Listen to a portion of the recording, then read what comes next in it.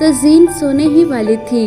वो लेटी हुई जमाइयाँ ले रही थी और उस प्यारे लिबास के बारे में सोच रही थी जो था तो बड़ों के लिए, लेकिन बाजार में एक दुकान में लटका देखकर वो जैसे मचल ही गई थी। वो शादी पर दुल्हन के पहनने का अरूसी जोड़ा था। उसने सोचा कि जब वो बड़ी हो जाएगी तो वो ज़रूर ऐसा ही लिबास खरीदेगी। उधर महज को भी गहरी नींद आ रही थी। वो शाम को अपने दोस्तों के साथ खेले हुए फुटबॉल मैच के बारे में सोच रहा था।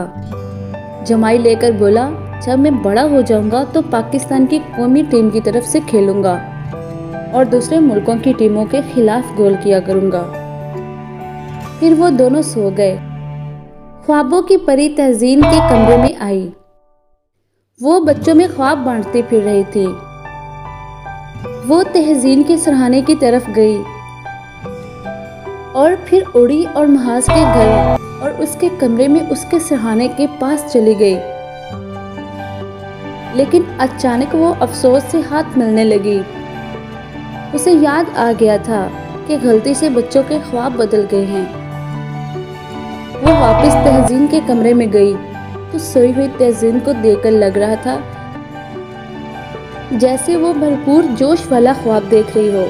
वो बार बार बिस्तर पर उलट पलट हो रही थी और बार बार गोल गोल पुकार रही थी। फिर वो महज के कमरे में गई।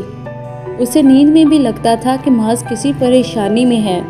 वो अपनी टांगों को बार बार ऐसे हिला रहा था जैसे कोई शलवार पहन रहा हो। फिर अचानक महज नींद से बेदार हो गया और गुस्से से बोलने लगा और कहा, ओ क्या मुसीबत है ये, कैसा लड़कियों जैसा ख्वाब मैंने देखा है। मैं तो ख्वाब में दुल्हनों जैसा लिबास पहनने लगा था।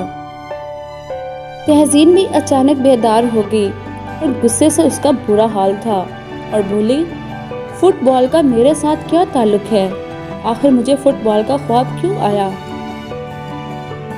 ख्वाबों की परी की हंसी निकल गई।